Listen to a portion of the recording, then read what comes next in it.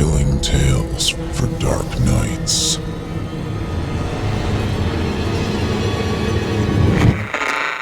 Want to make sure you never miss a Chilling Tales for Dark Nights video again? Be sure to subscribe and hit that bell to turn on notifications. The following interactive performance is a third-round entry in Chilling Tales for Dark Nights' 4th annual Evil Idol voice acting competition. And you, listener, get to help decide who advances to the 4th and final round. Voting is simple. Following the performance, simply click the thumbs up icon on this video if you'd like this contestant to move forward, or the thumbs down if you'd like to see them be eliminated. Voting on this entry will conclude 1 week after the date of its posting. Thank you, and good luck to all of our contestants.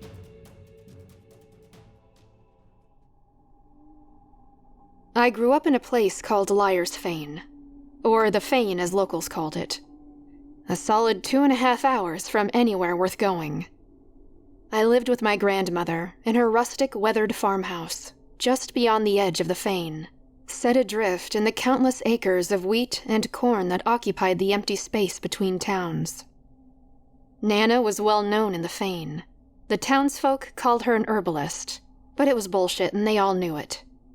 Nana had a gift. It was real and palpable. You could sense it just being around her, like the static charge before a lightning strike. People from the area came to see my grandmother for all sorts of reasons. Some were desperate for a family, others had failing health, and a few just needed an understanding ear. Nana listened to their problems, with the patience I'd often benefited from during my teenage years. Then she'd offer sage advice, along with a poultice, tincture, or herbal bundle, delicately wrapped up in a sheer muslin cloth. Her guests left feeling better, lighter, and with careful instructions on how to use the potent mixture they were given. "It's all about intention," she told me, slowly grinding her obsidian pestle into its paired mortar filled with willow bark. "If you make something with love, good things will come to those it touches." I'd always wondered if the opposite was true. I learned everything I could from her, about plants and their different uses, and about the power of intention. She often told me I was naturally gifted when it came to herbs, though she never let me help her while she worked, always saying it was too dangerous. When I turned 18, I moved to the city to attend university. Nana insisted I leave the Fane and never look back, forbidding me from even coming to visit, saying that the place had a way of holding on to you. We talked over the phone several times a week, then through video calls when I sent her a laptop for Christmas. She cried when she saw me on the computer screen, remarking how grown up I looked. I couldn't believe how she looked exactly the same. A month before her 100th birthday, she called me. But this time, she acted strangely, saying and doing things with an air of finality that frightened me. She told me everything was fine, and I didn't need to worry, but there was something in her voice that told me it was time to come home. She blanched when she saw me on her doorstep, then gathered me into a fierce hug, scolding me for daring to come back. At first, I thought I'd overreacted, mistaking Nana's strange behavior for something more worrisome, but she seemed as lucid and wily as ever. In fact, it felt as though nothing had changed. It was just as I remembered it from my childhood. A steady stream of people coming and going throughout the day, the smell of crushed lavender mingling with cedar, and Nana shouting for me to hunt down one herb or another from her entropic garden. I sat on the sun-baked porch, where tangled masses of withering vines mounted a decades-long assault on the cracked and battered wood. To my surprise, I had settled back into the strange silence of the country as though I'd only been away a few days, instead of over a decade. Nana's voice carried through the kitchen's open window, calling me inside. "You remember Mrs. Linden, don't you?" Nana said, motioning to the regal, silver-haired woman seated next to her. The woman stood and grabbed my hand, shaking it with restrained enthusiasm. Her piercing eyes, as silvered as her hair, locked onto mine. "Oh, it's been such a long time. We're all very excited to see what you're capable of." I smiled politely, then gave Nana a questioning look. "What I'm capable of?" "Well, I should be going now. I'll come back tomorrow to pick up my order," the woman said, ignoring the question.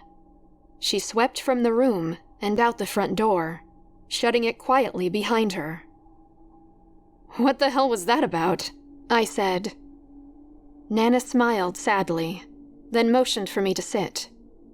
"Doris says her husband has something of a violent temper, and it's only getting worse." "Oh," I said, as Nana filled 2 cups with a steaming rosy-colored tea. "Shouldn't she tell the sheriff or something?" Nana shook her head. She seemed to age as we sat there. "No, this is something I think you can handle," she said, sliding me her obsidian mortar and pestle. I'd always been forbidden from touching Nana's tools, resigned to only watching her craft the herbal remedies the people of the Fane so highly regarded. I reached out, touching it as though it were a sacred object. "Me?" I said, sliding my fingers over the mortar's black, glassy surface. "If you were to make something for her, what intention should you have?" "Protection, I suppose," I said, feeling a sudden knot forming in my stomach. Something was wrong. Why did she suddenly want my help, making a mixture she could make blindfolded? "So, now you have your tools and your intention. What comes next?" Nana grabbed her gnarled wooden cane and pointed it in the direction of her whitewashed cupboards. I rose from my chair and opened the lowest cupboard doors, revealing an overly large spice rack. I shifted through the countless glass jars, small cloth pouches, and unmarked tins. Agrimony, nettle, and blessed thistle, I said, pulling each from the shelf as I found them. "Good girl." Nana tapped her cane on the floor in applause. She stood with some effort, edging closer to watch as I placed leaves and stems into the waiting mortar. I hesitated, unsure of what exactly I was supposed to make. Nana held up her index finger, as gnarled and crooked as the cane she leaned on. "Never forget, little one. It's your intention that's key." I nodded, and began working the bits of dried herbs into a fine powder, as I'd seen my grandmother do 1,000 times before. It went on that way for almost a week, though Nana offered less and less input with each order I filled, content to just sit and watch. The morning of Nana's birthday, I sat at her bedside, a tray of toast and coffee cooling at my feet. Her eyes were open, staring into the empty space above the foot of her bed, while grasping a massive, tattered tome in one rigged hand, and an ornate wooden box in the other. I gently removed each from her grip, placing them on the nightstand, then closed her eyes. She looked so serene lying there, so peaceful. I stood there for a long time, watching her, and realizing I didn't feel all that surprised. Nana did everything with purpose, and during the past week, it felt as though she were preparing to go somewhere.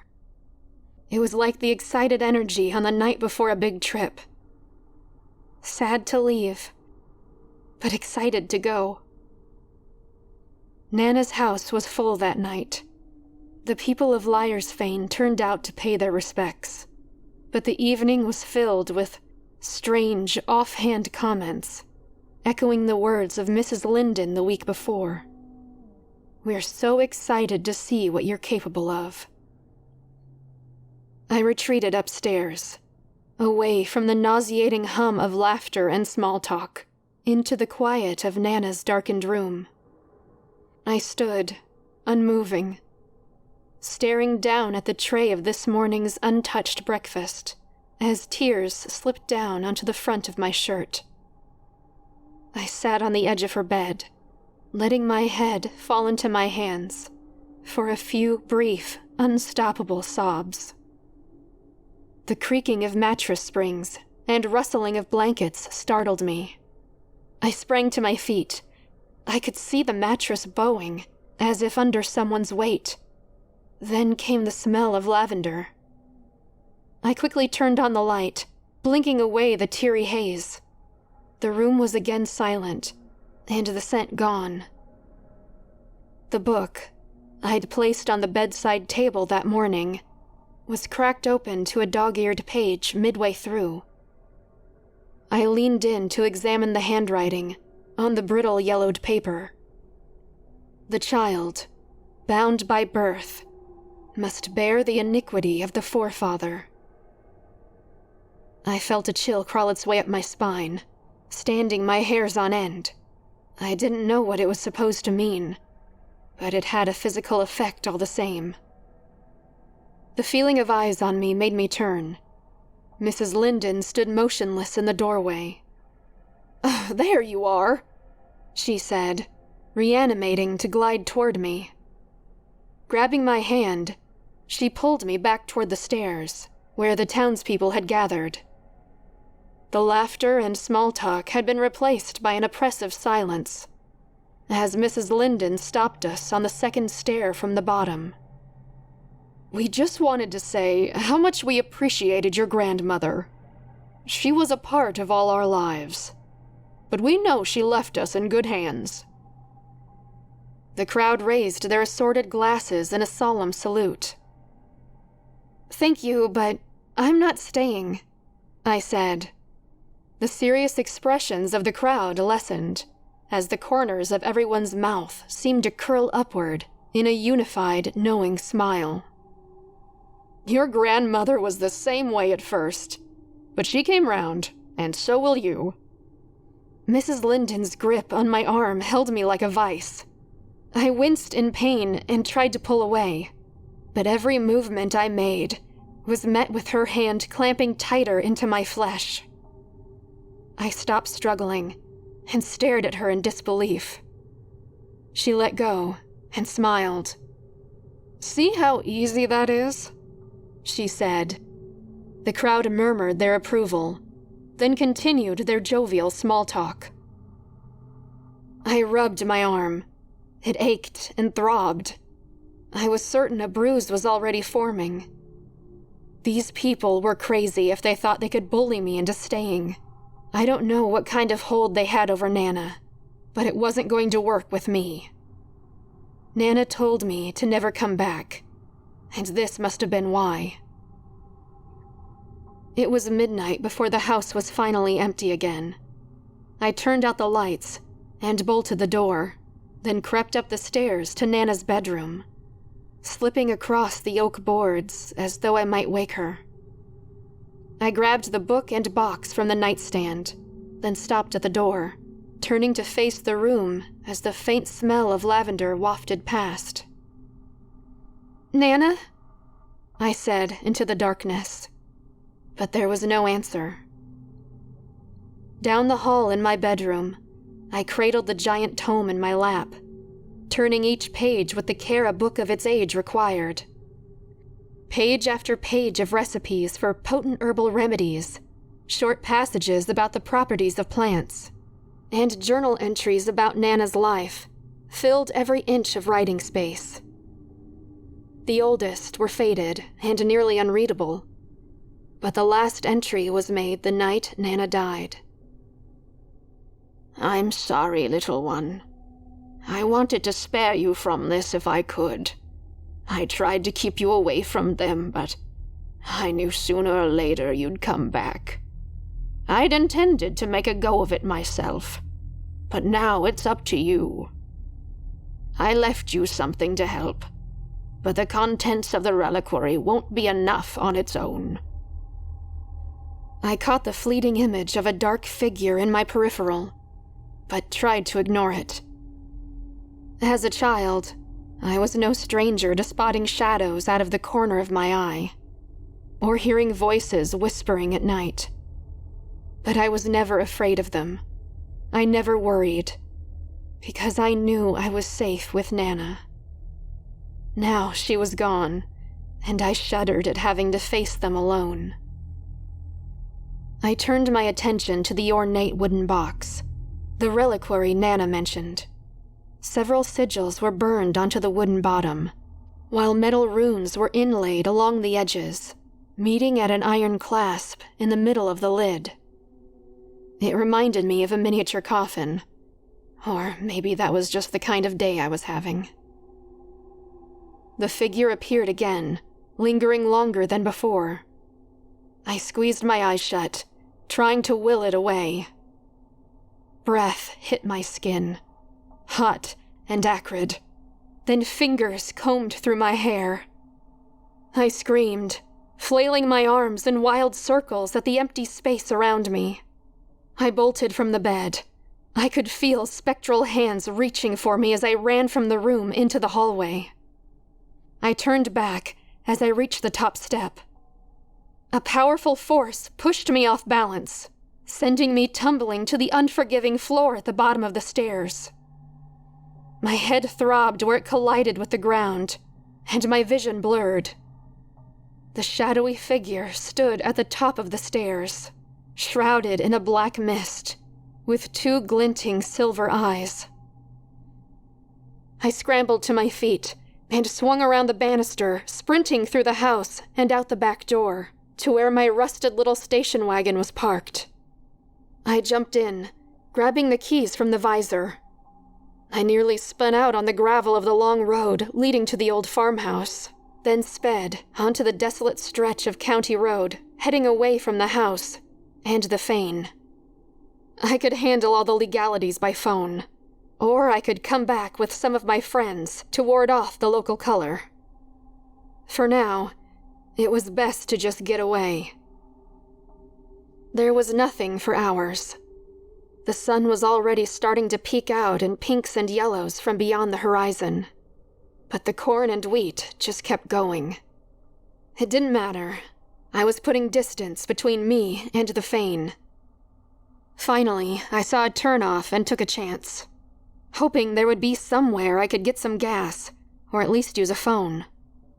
The wind changed directions, making my wake of gravel dust lurch out in front of me, obscuring my view as I crept along the narrow country road, but I could still make out a structure in the distance. My car stalled out as I pulled up to the familiar shape of my childhood home. I was back. I drove all night and part of the day, and somehow I ended up back at Nana's. I knew you'd be back. Didn't I say she'd be back? Doris Linden reclined in one of the Adirondack chairs, lined up on the wraparound porch. Beside her, a young couple lounged in the mid-morning sun. Did I have a choice? I said, trying to control the anger I felt flooding my face and chest. Oh, hon, of course not. She laughed politely. You're ours now, kiddo. That power of yours sealed the deal. What do you mean? The powder you made me worked like a charm. I sprinkled it all over a picture of my husband, like you said. Then he sprinkled himself all over the living room with a shotgun. God, I laughed so hard I thought I was gonna wet myself. She stood, and the others followed after her, chuckling. He what? I sank to the ground, all the fight draining out of me. Oh, don't look so upset. You did good. I've been trying to get rid of him for years. Who are you people?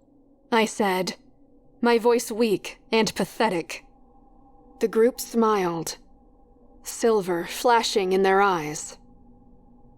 We are the followers of Mendax, the man said, adjusting his wireframe glasses. The Fane is his temple, and we are his children," the young woman added. "He lives through us." Doris opened her arms in a wide gesture, as though it had all been well rehearsed. "What the hell is a Mendax?" "Oh, an old deity. He was here long before we showed up, and I'm sure he'll be here long after we're gone." She looked me up and down, then shook her head in disappointment. "You know, your family's always had power. I don't know where it came from, but it's in your blood. Hardly seems fair, does it? Someone centuries ago pissed off a god you've never even heard of, but you're the one who pays the price." She looked sympathetic for a moment. "Well, you know what they say. Shit rolls downhill." The trio howled with laughter. I got to my feet and ran to the house. "We've had a hold of your family for the last 200 years, sweetie, so don't go thinking you're gonna get away from us," Mrs. Linden said as I ran past. I slammed the door shut behind me and locked the deadbolt, then retrieved Nana's book and box from my bedroom and hurried to the kitchen. I seized the obsidian mortar and pestle from its place above the spice cupboard. Leaves, twigs, and dried flowers churned into powder beneath the force of the pestle. I held my intention in my mind. Repel evil. I sprinkled a line of powder in front of every possible entrance I could think of, then gathered my courage to peek out the front window. They were still out there, staring at the house, but they had moved out further onto the lawn. I went back to the book, opening it up to the marked page I was shown before. The child, bound by birth, must bear the iniquity of the forefather. I scanned further down the page, until I saw the name Mendax, who Nana described as a filthy being of deception. Not a demon exactly, but not too far off the mark. Mendax the Liar, written in my grandmother's curved and flowing style. An old evil who preyed upon our family when we refused to submit our power to his rule, cursing those born with the gift to serve his followers.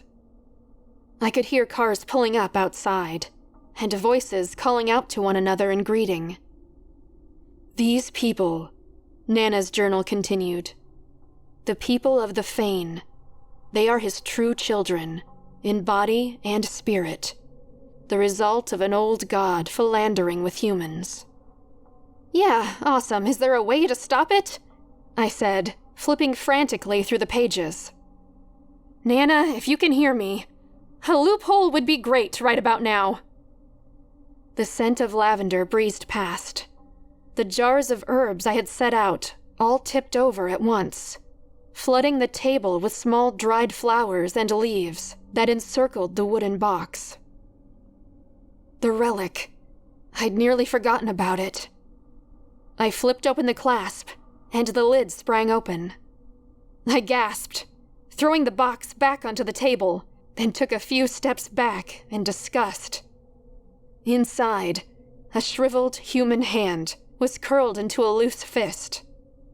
A note fitted into the box's lid, unfurled slightly, its corner caressing the gray, leathery skin of the dead hand. I could see yellow bone peeking out from where the once loose skin had been tied off with a bit of twine around the stumps of the severed radius and ulna. I plucked the note from the box, avoiding all contact with the ghoulish keepsake. Beneath the note was a form-fitted indent into the box's velvet lining, where an off-white candle was held. The note gave detailed instructions on the use of the hand and the candle. I took another quick look through the window. The whole town had gathered. The Church of Mendax was assembling on Nana's lawn, and they were headed my way. I went back to the note, reading it aloud. "Okay. Place the candle of human tallow, gross, between the fingers of the hanged man's fist, then light the wick to cause all who see it to succumb to paralysis." Normally, I would have laughed at the ridiculousness of it all, but desperation has a weird way of making you willing to try new things. A window broke somewhere toward the back of the house, followed by banging. I reached out, grabbing the pickled thing, and wedged the candle between the middle and ring finger. I plunged my hand in the junk drawer, the most likely place for matches to be. I could hear wood splintering, then several sets of footsteps inside, making their way to the kitchen. Finally, my shaking hand took hold of a matchbox. I looked up to see silver eyes staring back at me from the darkness beyond the gap of the pocket door. Oh shit! Oh shit! I fumbled with the matches, dropping them to the floor. The door slid open with such force, it broke through its frame, coming to a stop somewhere inside the wall. I grabbed the matches again, and flicked the first match against the strike strip forcefully. The head lit, but broke off from the wooden stick, tumbling into the pile of herbs on the table, which began to release fragrant smoke. The silver-eyed mob breached the kitchen, forcing me back to the far wall.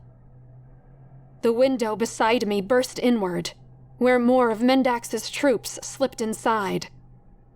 Oh, come on! Slow is smooth, smooth is fast, I said to myself, striking a second match. The tip held and combusted.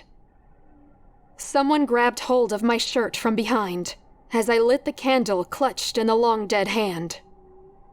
It spit and sputtered before blazing to life.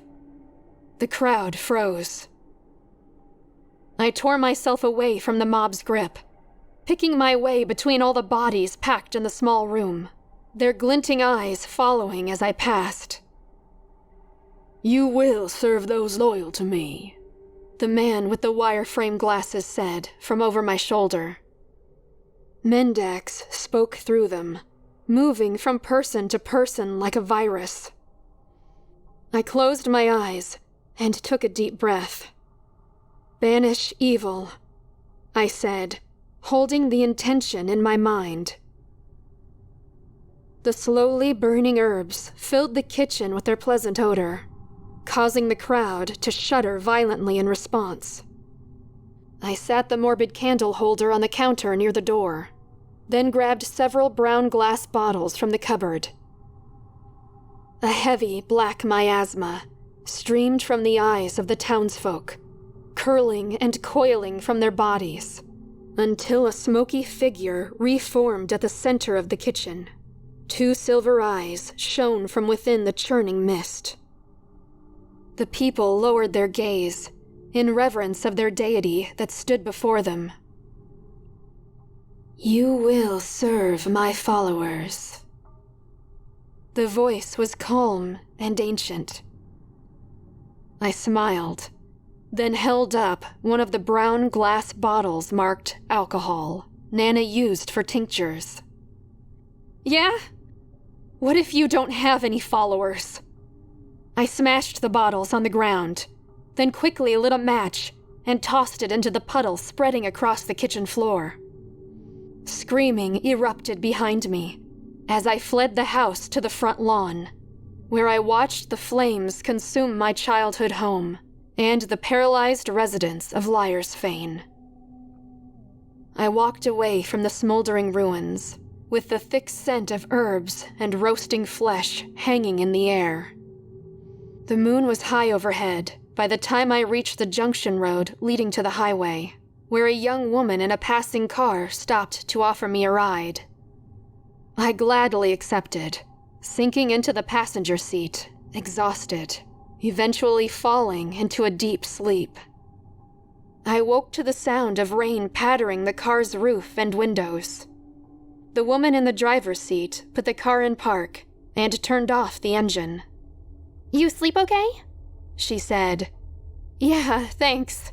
I really appreciate the ride." I pulled the lever and brought my reclined seat upright to see out the window. My breath caught in my throat, dislodging as the primal sound of a trapped and terrified animal. Outside the window, in the cool morning rain, The farmhouse stood, as it always had, amidst the corn and wheat, unmarred by flame. "It's no trouble. I was headed this way anyway," the woman said, winking one silvery eye. Thank you for listening. I'm your host, Steve Taylor, reminding you that if you haven't already, don't forget to cast your vote for this contestant via either a thumbs up or a thumbs down vote. New entries will be posted throughout the month.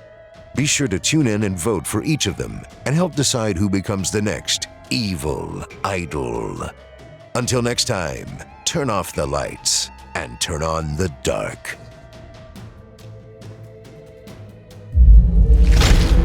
Chilling tales for dark nights.